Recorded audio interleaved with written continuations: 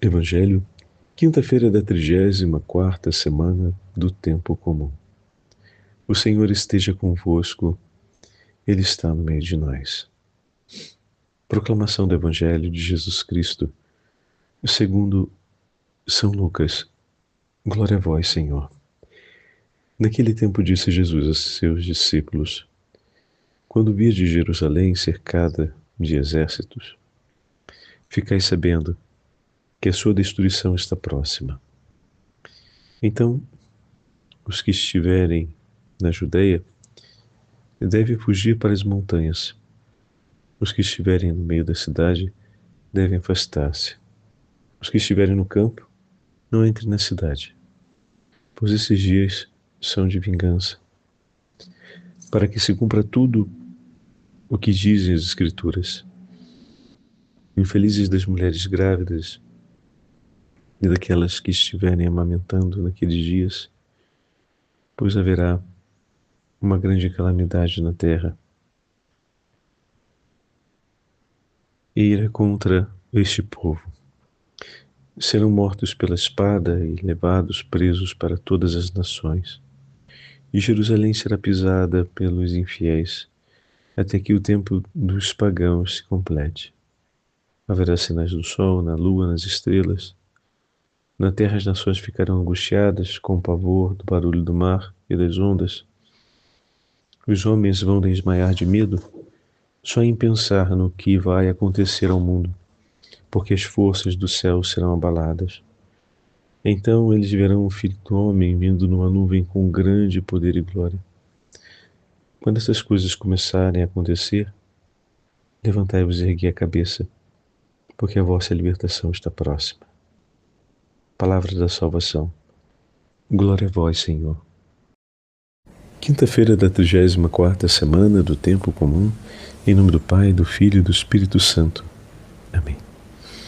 Amados irmãos e irmãs, a Santa Liturgia nos dá a graça de continuarmos ouvindo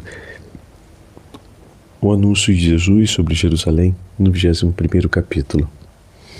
O texto de hoje traz para nós poderíamos dizer, como uma tensão entre as imagens da destruição de Jerusalém, do cataclisma e ao mesmo tempo o anúncio aos discípulos: eis os sinais, levantai a cabeça, erguei a cabeça, levantai-vos e erguei a cabeça, pois a vossa libertação está próxima. Parece que as imagens não se encontram entre si. Entretanto, quando olhamos a conclusão do Evangelho, compreendemos que o discípulo do Senhor é aquele que está sempre se preparando para a sua volta. Independente da direção que o mundo tome, independente dos acontecimentos externos, o discípulo está sempre em seu coração voltado e focado sobre a vinda do seu Senhor. O mundo convulsiona porque toda a realidade é criada, aqui nesse caso, toda a realidade inclusive cósmica, não só social, sofre as dores da consequência dos pecados. O tempo dos pagãos, ou seja, o tempo em que as coisas de Deus foram deixadas, o tempo em que o abandono de Deus parece se tornar mais difuso e intenso, o tempo em que a oposição ao que é de Deus parece ser mais consistente, mais deliberada, mais firme, mais consumada. Tudo isso traz a impressão de que chegou um momento em que a ordem, segundo a vontade de Deus, foi subvertida. E como se Deus não estivesse mais no poder das coisas. Entretanto, A soberania de Jesus em anunciar os acontecimentos futuros mostra a soberania de Deus sobre todas as coisas. Mas não apenas aí Deus se manifesta soberano, mas também a soberania de Deus acontece no coração de cada um de seus discípulos, porque mesmo sofrendo e vivendo as dores desse tempo, as dores do abandono de Deus, as dores da convulsão da criação, mesmo em meio a essa tempestade, o coração dos discípulos é confiante, ele não se dispersa nem se perde, pois continua fixo na esperança que o seu Senhor lhe trouxe, na certeza e na verdade que lhe foi anunciada. Por isso, o mundo pode se abalar, mas o coração do discípulo permanece fiel e firme no Senhor. Peçamos a graça ao nosso Deus de renovarmos cotidianamente o vigor da nossa fé, meus irmãos, meditando a palavra do Senhor, recordando sua palavra, praticando os sacramentos, dividindo as alegrias e esperanças que recebemos em Deus, renovando a nossa certeza na confiança do Senhor, é que vamos permanecer de pé. Teremos a vida na medida em que vivemos na esperança.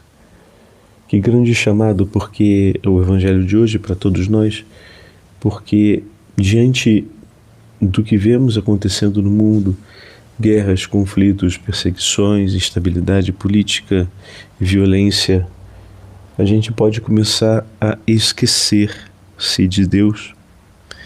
E diante das agitações e preocupações desse tempo, podemos começar a olhar de maneira mais intensa para nós mesmos, para a necessidade que temos de sentirmos-nos protegidos e colocados aquém do efeito dessas realidades.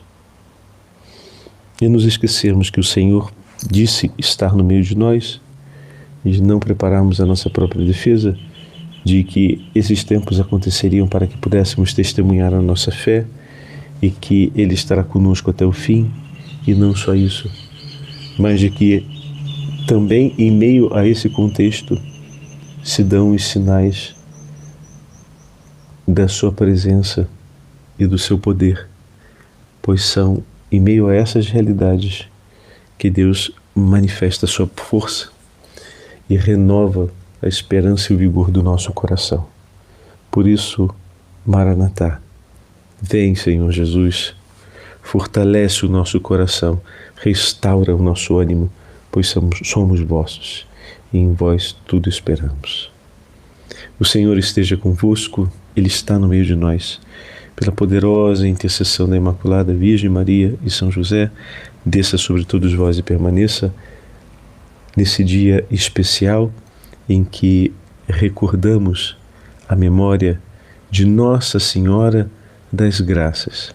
Esse dia, dia 27 de novembro, temos a alegria de recordar a entrega da Virgem Maria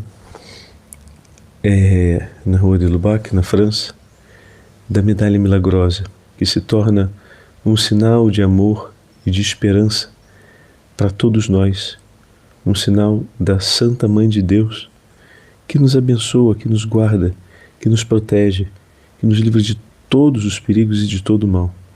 Por isso, que grande alegria hoje termos a felicidade de recordarmos, ouvindo esse texto, a grande devoção à Virgem Maria.